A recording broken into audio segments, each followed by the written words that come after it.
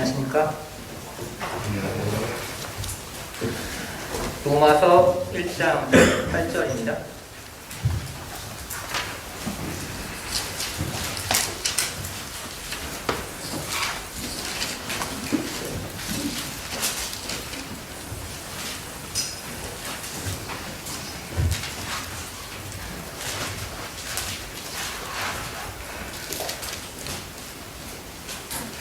로마서 1장 8절부터 17절까지 읽어드리겠습니다.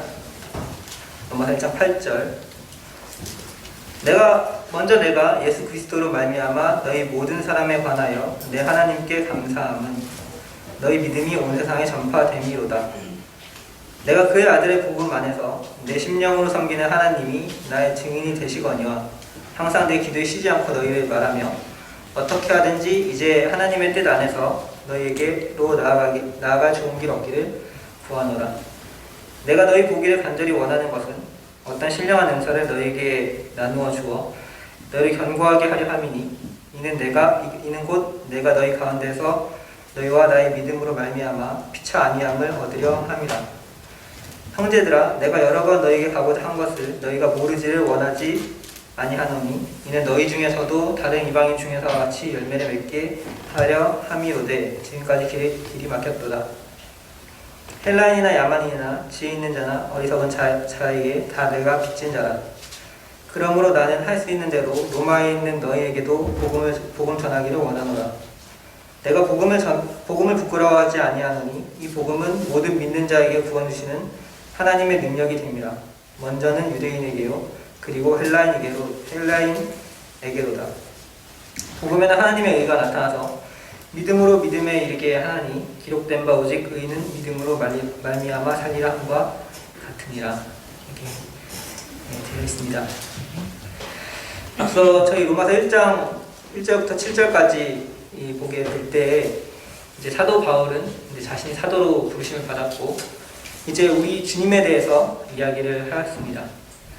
그리고 이제 그 주님의 이제 사랑하심을 받은 로마 성도들에 대해서 7절부터 17절까지 8절부터 17절까지 이를 때 사도 바울은 이제 여러 가지 일을 나타내고 있는데요. 첫 번째 8절에서는 이제 감사를 하고 있습니다. 이제 그들의 믿음이 온 세상에 전파되는 걸 가지고 감사를 하고 있습니다. 9절과 10절에서는 기도를 하고 있습니다. 이제 그 로마 성도들을 위해서 항상 그가 쉬지 않고 기도를 한다는 것과 또 그들에게 나아가기를 원하는 것을 기도를 하고 있습니다. 그리고 11절과 12절에는 그의 소원이 무엇인지를 이야기를 하고 있습니다.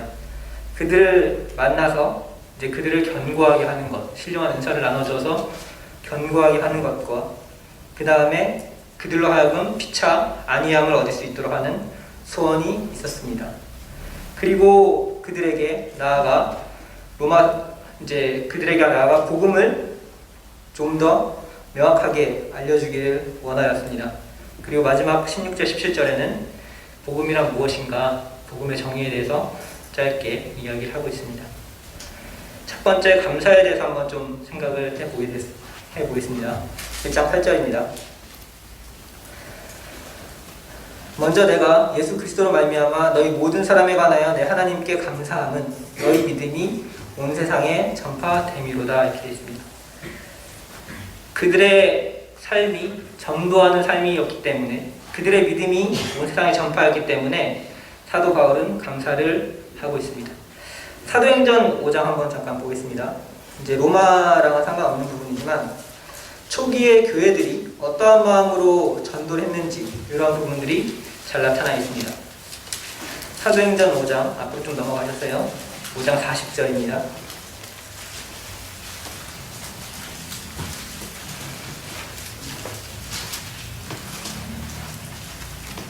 사도행전 5장 40절. 그들이 옳게 여겨 사도들을 불러 채찍질하며 예수의 이름으로 말하는 것을 금하고 놓으니 사도들은 그 이름을 위하여 능력받는 일에 합당한 자로 여기심을 기뻐하면서 공회 앞을 떠나니라. 42절. 그들이 날마다 성전에 있든지 집에 있든지 예수는 그리스도라고 가르치기와 전도하기를 그치지 아니하니라. 이제 바리새인들이 그리고 이제 이제 그들의 유대인의 지도자들이 이제 그들을 잡아서 이제 채찍질을 하고 이제 예수님의 이름을 말하는 것을 금하였습니다. 그때 그 사도들의 반응은 무엇이었냐면은 그 이름을 위하여 능력받는 일에 합당한 자로 여기심을 기뻐하였고, 또 그들이 날마다 성전에 있든지 집에 있든지 예수는 그리스도라고 가르치기와 전도하기를 그치지 아니하였습니다. 이게 사도행전 앞부분에 나와 있는 초대 교회의 성도들의 모습이었습니다. 그들은 예수님의 이름을 전하는 것에 대해서 부끄러워하지 않았고, 오히려 그 이름으로 능력받는 것을 기뻐했으며, 그리고 예수님의 이름을 전하고 가르치는 것에 대해서 그것을 그치지 아니하였던 것입니다. 다시 로마서로 돌아와서요. 로마에 있는 성도들의 삶도 그랬겠죠. 그들도 이제 처음에 복음을 전도를 받았습니다. 물론 사도 바울은 아직 로마에 간 적이 없기 때문에 다른 누군가에 의해서 전도를 받았을 것입니다. 혹자는 이렇게 얘기합니다. 오순절날 왔었던 그리스도인들 중에서 이제 성령의 강림하심을 받고 이제 그 중에 돌아간 사람들이 전파해서 로마의 교회가 세워진 것이 아니냐, 이런 얘기를 하게 되는데 명확한 부분은 성경에 나타나지는 않습니다. 그런데 그들이 복음을 전달을 받았습니다. 근데 그들이 복음을 전달을 받은 이후에 그들은 그들의 믿음을 온 세상에 나타냈습니다. 전도하는 삶을 살았던 것이죠. 사도 바울은 그들의 삶을 봤었을 때 하나님 앞에 감사를 하였습니다. 감사가 되는 일입니다. 그런데 잘 생각해 보시기 바랍니다. 전도하는 사람을 보게 될 때, 또 선교하는 분들을 보게 될 때, 여러 곳에서 전도하시는 분들을 보게 될 때 우리 마음에서 기쁨에 의한 감사가 우러나오십니까? 어떠십니까? 사도 바울은 이런 감사가 좀 더 특별했다라고 생각이 됩니다. 사도 바울은 전도자였습니다. 이방인의 사도로 부르심을 받아서 그는 전도하는 삶을 살았는데, 우리가 사도행전을 보면 알다시피 그의 삶은 굉장히 고달픈 삶이었습니다. 복음을 전도하기 위해서 그는 목숨을 내어놓고요. 그의 삶은 하루하루가 죽음과 맞닿아 있다라고 그가 이야기를 했고요. 굉장히 그는 어려운 삶 가운데 있었습니다. 하지만 그럼에도 불구하고 그는 하나님을 의지하여서 또 하나님의 그 종으로서의 그 역할을 감당하기 위해서 그는 계속해서 전도를 하였습니다. 그 삶이 굉장히 고된 삶이었겠죠. 때로는 눈물도 있었습니다. 그가 디모데 후서쯤에 가게 되면은 많은 사람들이 그를 두고 떠나기도 합니다. 외로웠을 것입니다. 그의 삶은 그렇게 어려운 삶을 살았는데, 하지만 그는 하나님의 이름을 위해서, 우리 주님의 이름을 위해서 그는 계속해서 전도하고 살았던 것입니다. 그가 이와 같은 삶을 살고 있었을 때 자신의 삶과 똑같은 목적을 지향하는 사람들이 저 멀리 그가 만나보지도 못한 그 로마 지역에 있었다는 것입니다. 그들은 사도 바울과 같이 똑같이 능력을 받고 고난을 받는 일을 능히 감당할 수 있는 그러한 믿음이 있는 사람들이었습니다. 그들은 채찍질을 받고 어려움을 받을지라도 예수 그리스도의 이름을 전도하고 가르치는 데에 힘을 쓰는 그러한 사람들이었습니다. 사도 바울이 그와 같은 사람들을 보게 될 때 얼마나 같은 동질감을 느꼈겠습니까? 그가 전도를 하면서 받았었던 그런 마음들, 생각들, 그런 어려움들을 똑같이 느끼고 똑같이 생각하는 사람이 로마에 있다는 걸 생각했었을 때 그는 하나님 앞에 그들을 위하여 감사할 수밖에 없었던 것입니다. 디모데후서 1장 4절을 보게 되면 이제 디모데가 이제 하나님의 일을 그 에베소 교회에서 하고 있죠. 그때 내 눈물을 생각하여 라고 이렇게 하면서 이 서신을 쓰고 있습니다. 디모데의 어려움과 그 고통을 알았습니다. 그리고 디모데후서 4장 7절에 이렇게 되어 있습니다. 나는 선한 싸움을 싸우고 나의 달려갈 길에 마치고 믿음을 지켰다라고 되어 있습니다. 디모데후서는 이제 사도 바울이 이제 거의 마지막 부분에 쓴 서신이죠. 그의 삶은 항상 싸움과 같았습니다. 그래서 선한 싸움을 싸웠다라고 되어 있습니다. 그의 삶은 항상 달려가는 길이었습니다. 나의 달려갈 길을 마치고 믿음을 지켰다라고 이야기를 하고 있는 것입니다.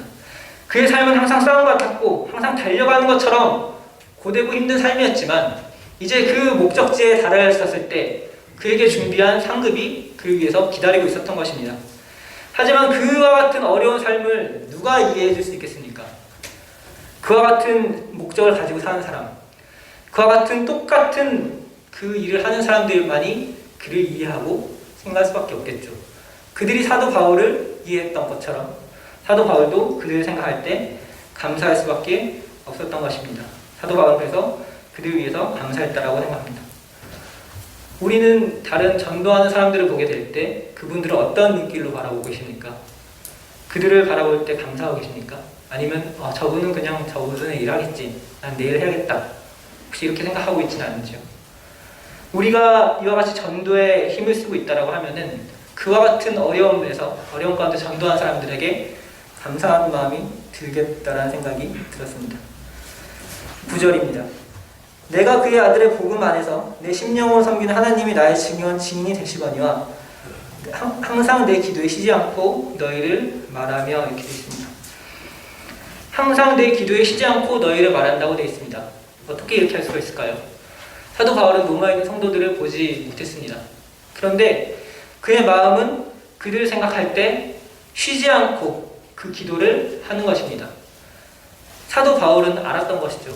그들이 전도할 때 그들이 얼마나 어려운 가운데 고난을 받았을까? 그들이 전도할 때 얼마나 많은 사람들이 그를 무시하고 비난을 하였을까? 그러한 어려움들을 생각하게 될 때 그들을 위해서 기도할 수밖에 없는 것입니다. 내가 겪었던 나의 삶, 내가 주님을 위해서, 주님을 바라보는 영광을 위해서 나왔지만 결코 쉽지는 않았던 그의 삶을 봤었을 때 나와 동일한 일을 하는 그 성도들을 생각하며 쉬지 않고 기도할 수밖에 없었던 것입니다. 그리고 이렇게 이야기를 하게 됩니다.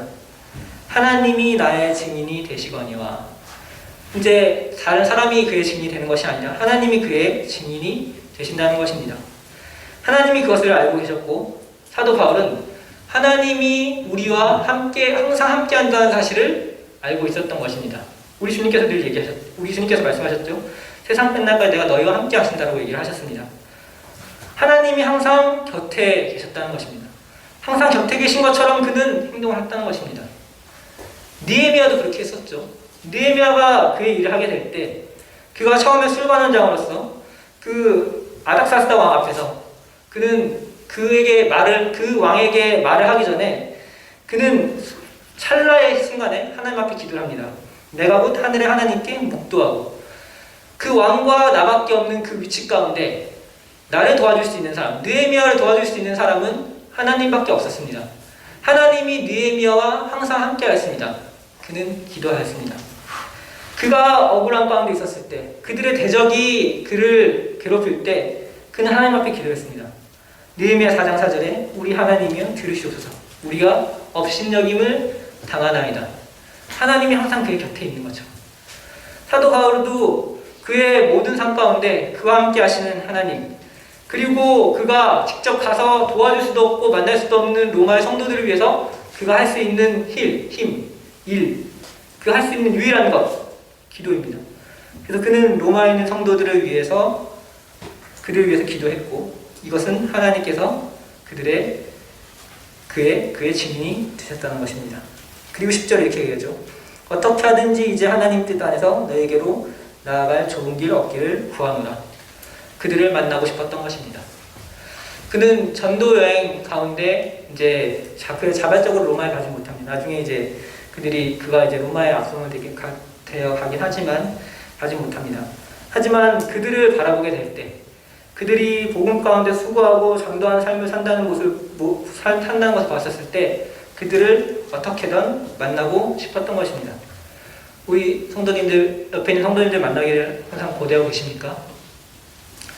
내가 힘들 때 나의 위로가 되는 성도, 나의 마음을 누구보다도 이해해 줄 수 있는 이 세상 가운데 다른 곳엔 없는 성도들, 사도 바울은 그 로마의 성도들을 만나기를 원하였습니다.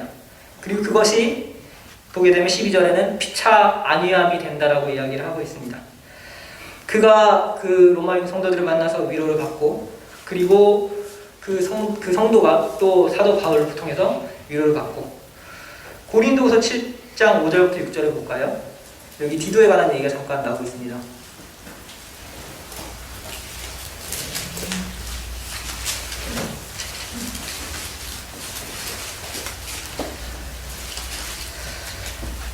고린도후서 7장 5절, 신약성경 292페이지입니다. 우리가 마게도냐에 이르렀을 때에도 우리 육체가 편하지 못하고 사방으로 환난을 당하여 밖으로는 다툼이요 안으로는 두려움이었노라. 그러나 낙심한 자들을 위로하시는 하나님이 디도가 몸으로 우리를 위로하셨으니 이렇게 되어 있습니다. 이것이 무엇입니까? 사도 바울은 항상 하나님이 그의 곁에 있다는 것을 알고 있습니다. 그리고 그 환난 가운데 그를 인도하실 하나님이 그의 곁에 있다는 걸 알고 있지만, 하지만 우리는 연약하고 또 직접적으로 우리에게 위로가 필요한데, 그 위로를 누구로부터 받을 수 있느냐? 성도로부터 받을 수 있는 것입니다. 사도 바울은 디도로부터 위로를 받았습니다. 그 대외적인 상황이 너무나 어렵고 또 안으로는 다툼이 있고 밖으로는 두려움이 있고 그가 두려움에 떨고 있을 때 하나님은 디도를 보냈습니다. 그 디도를 통해서 이제 사도 바울이 다시 한번 힘을 얻고 그 두려움 가운데 용기를 낼 수 있도록 하셨던 것입니다. 마찬가지로 로마서 1장 12절에도 이는 곧 내가 너희 가운데서 너희와 나의 믿음으로 말미암아 피차 안위함을 얻으려 함이라 이렇게 되어 있습니다. 그래서 그들은 비록 떨어져 있지만 이제 그들이 서로 만났었을 때 그들의 어려움과 또 그들 가운데 역사하시는 하나님을 서로 교제하게 될 때 그들 가운데는 위로가 있을 것이라는 것을 사도 바울은 기대하고 고대하였던 것입니다. 근데 이제 그들을 만날 때 이제 사도 바울에게선 소원이 있었는데 뭐냐면은 11절에 이렇게 되어 있습니다. 내가 너희 보기를 간절히 원하는 것은 어떠한 신령한 은사를 너에게 나눠주어 너희를 견고하게 하려 함이니 이렇게 되어 있습니다. 사도 바울은 이제 그들을 만나고 싶어하는 목적이 있었습니다. 그들에게 만나고 싶어하는 목적이 뭐냐면 신령한 은사를 그들에게 나눠주어 그들을 견고하게 하려 하는 것이 사도 바울의 목적이었습니다. 이 신령한 은사는 무엇일까 좀 고민을 한번 해봤습니다. 여러 가지가 있겠지만 로마서 16장 26절에 이렇게 되어 있습니다. 로마서 16장 26절에는 이제는 나타나신 바 되었으며 영원하신 하나님의 명을 따라 선지자들의 글로 말미암아 모든 민족이 믿어 순종하게 하시려고 알게 하신 바 그 신비의 계시를 따라 된 것이니 이 복음으로 너희를 능히 견고하게 하시려 이렇게 되어 있습니다. 복음이 그들을 견고하게 하는 것입니다. 이 로마서 전체의 주제는 그것이죠. 복음입니다. 그런데 복음은 우리가 알고 있다시피 복음은 우리가 구원받는 순간 우리는 모두 다 깨달아 알고 있습니다. 우리 주님께서 우리에게 하신 그 사역, 우리를 향하신 그 사랑, 그런 것이 십자가에서 고스란히 잘 나타내는 것이 복음인데요. 로마서는 그 복음에 대해서 좀 더 심도 있고 밀도 있게 그런 부분들을 이야기를 하고 있는 것입니다. 그래서 그 복음이 우리에게 어떠한 의미를 가지는지, 또 침례는 우리가 구원을 받고 침례를 받을 때 그 침례가 과연 우리에게 어떠한 의미를 나타내는 것인지, 또 하나님께서 이를 어떤 뜻 가운데 이루셨는지 이런 것들을 로마서에 이렇게 기록을 하면서 그 복음을 통하여서 그들을 더욱더 견고하게 우리의 믿음을 더욱더 견고하게 할 수 있다는 것입니다. 그래서 사도 바울은 이제 그들을 만나서 그들에게 이 복음에 대해서 더욱더 자세히 알게 하고 이 복음에 나타난 비밀과 이 복음을 통해서 하나님께서 이루신 일과 우리의 소망과 그런 것들을 또 교회에서 나타난 그런 은사와 이런 것들을 그들에게 설명해 주므로 그들을 더욱더 견고하게 하기를 원했던 것이 바로 사도 바울의 소원이었던 것을 볼 수 있습니다. 그래서 그들과 함께 우리는 단순히 그들과 함께 친교를 나누는 것이 아니라 그들과 함께 하나님의 우리 주님의 깊은 것을 교제함을 통하여서 서로의 믿음이 더 견고하여지고 서로가 위로를 받을 수 있도록 하기를 원하였던 것이 사도 바울의 소원이었습니다. 그래서 사도 바울은 그들을 향하여 감사했고요, 기도했고요, 그들을 향한 소원에 대해서 이야기를 했습니다. 그리고 이제 13절부터는 이 로마서를 쓴 동기에 대해서 간단하게 이야기를 하고 있습니다. 로마서 1장 13절입니다. 형제들아, 내가 여러 번 너희에게 가고자 한 것을 너희가 모르지 원하지 아니하노니 이는 너희 중에서도 다른 이방인 중에서와 같이 열매를 맺게 하려 함이로되 지금까지 길이 막혔도다. 이렇게 되어 있습니다. 그래서 사도 바울은 그 로마에 있는 성도들을 여러 번 만나고 싶어 했지만 근데 하나님께서 그 길을 막으셨습니다.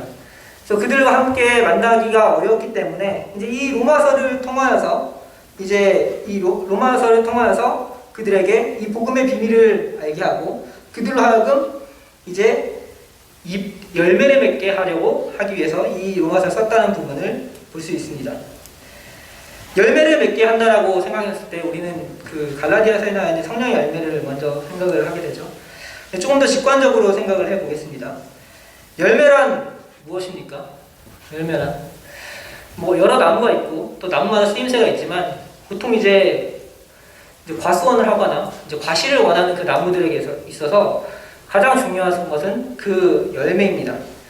그리고 이제 우리 하나님과 우리 주님께서 이제 비유를 하실 때 이제 열매에 관해서 많은 비유를 이제 하시게 되죠. 요한복음 15장 한번 보겠습니다. 포도나무에 관한 비유를 말씀하고 계시는데요. 요한복음 15장 2절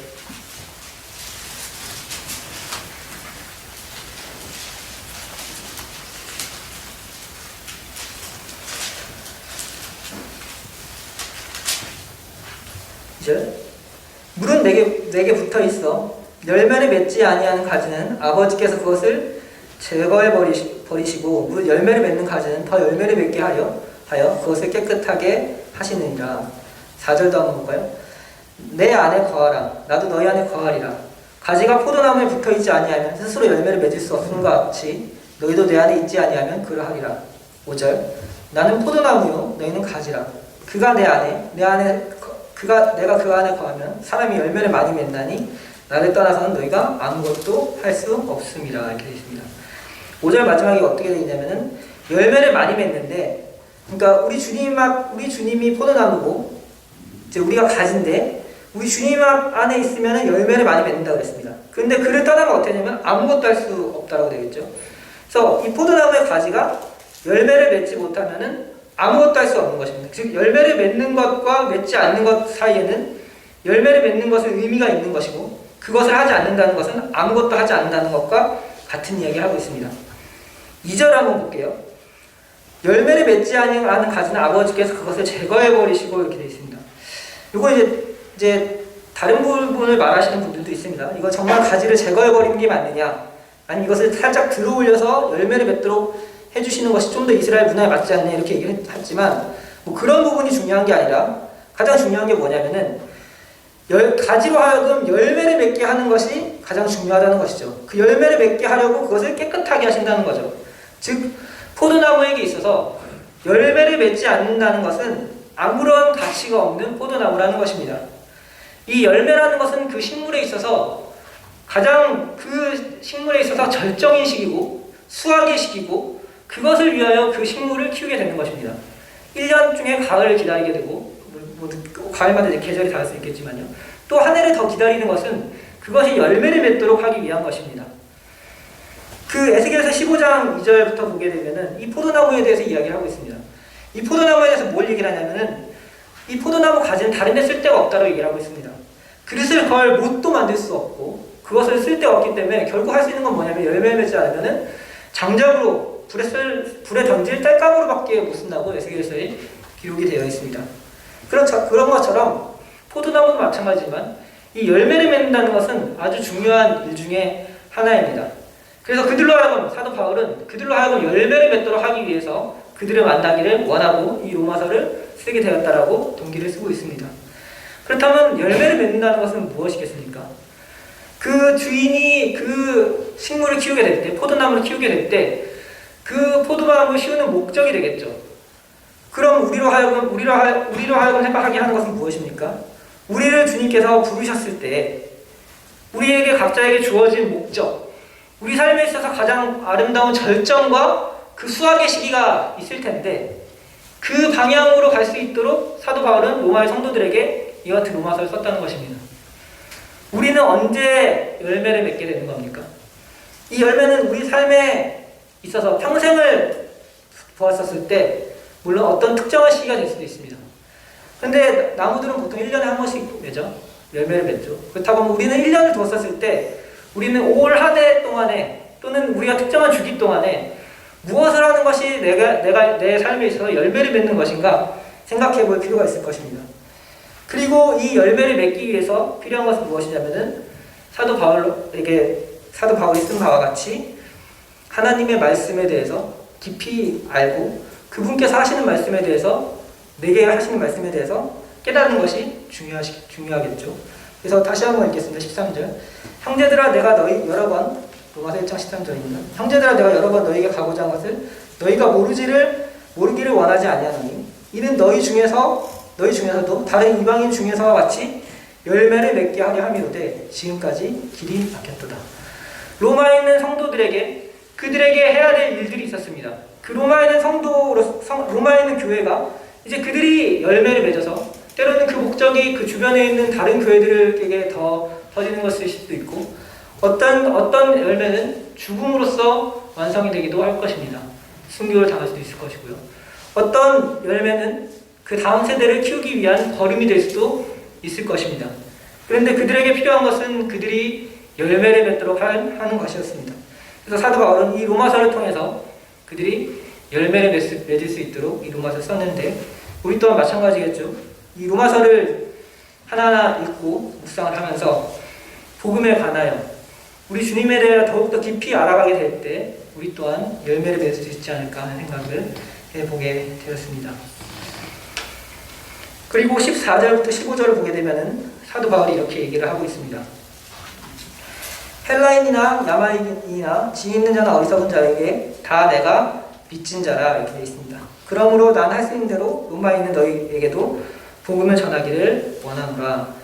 그들이 열매 맺도록 하는 그 목적과는 달리 이제 그의 사도 바울의 마음을 보게 되면은 그의 마음은 어떤 것이었냐면 빚진 자의 마음이었습니다.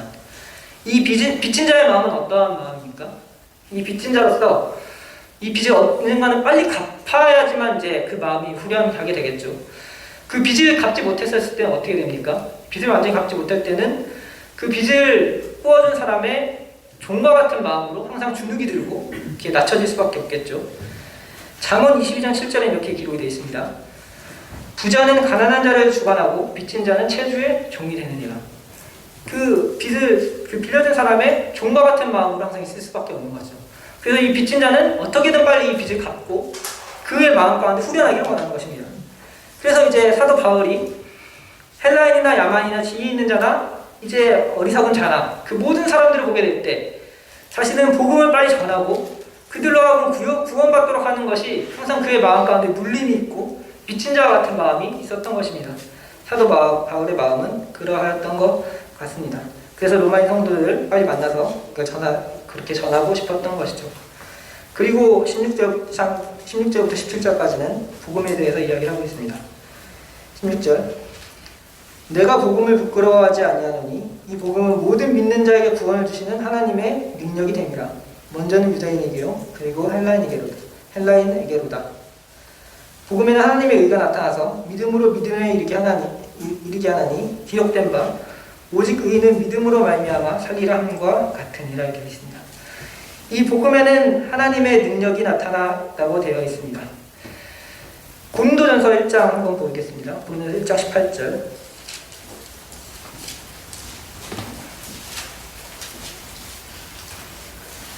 고린도전서 1장 18절. 십자가의 도가 멸망한 자들에게는 미련한 것이요 구원을 받는 우리에게는 하나님의 능력이라. 그래서 구원을 받는 우리에게는 이것이 하나님의 능력이라고 되어 있고요. 고린도후서 13장 4절에 보게 되면 조금 더 여기에 대해서 구체적으로 얘기가 되어 있습니다. 고린도후서 13장 4절.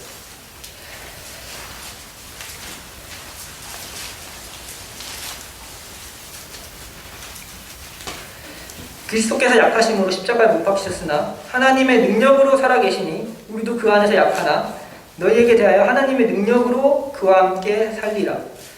여기서 하나님의 능력을 나타내게 될 때 뭘 말씀하셨냐면은 우리 주님의 부활하심을 얘기를 하고 있습니다. 또 우리도 그 안에서 약하나 너희에게 대하여 하나님의 능력으로 그와 함께 살리라고 했었을 때 우리도 마치 죽은 자와 같았지만 우리 주님으로 말미암아 다시 살리신 하나님의 능력을 이야기를 하고 있습니다. 복음에 나타난 하나님의 능력을 제가 다 말씀드리기는 참 어려운 것 같습니다. 저도 그렇게까지 깊이가 안 되고. 근데 우리가 여러 가지를 생각해 볼 수 있죠. 우리는 사실은 죄인이었습니다. 우리가 죄를 깨달았을 때 우리는 죄인이고 멸망할 수밖에 없는 사람들이었는데 우리 주님으로 말미암아 믿음으로 우리가 의롭다함을 얻을 수 있는 새로운 신분을 얻게 되었죠. 이것은 하나님의 능력이었습니다.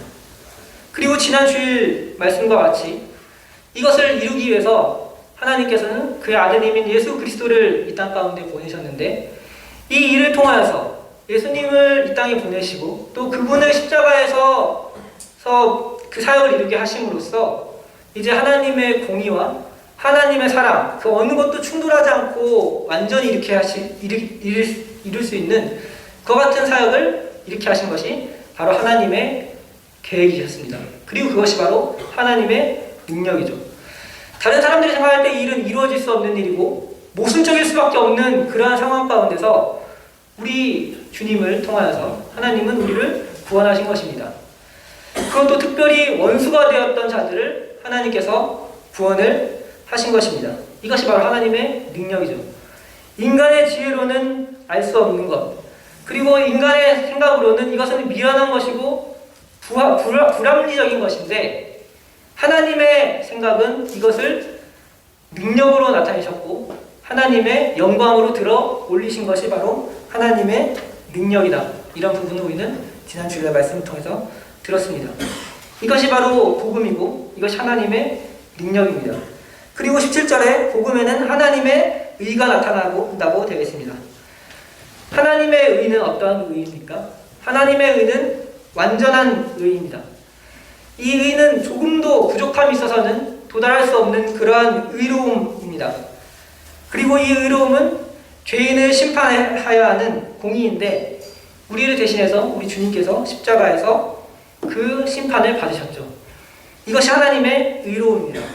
사실은 우리가 받았어야 하는 것이었습니다.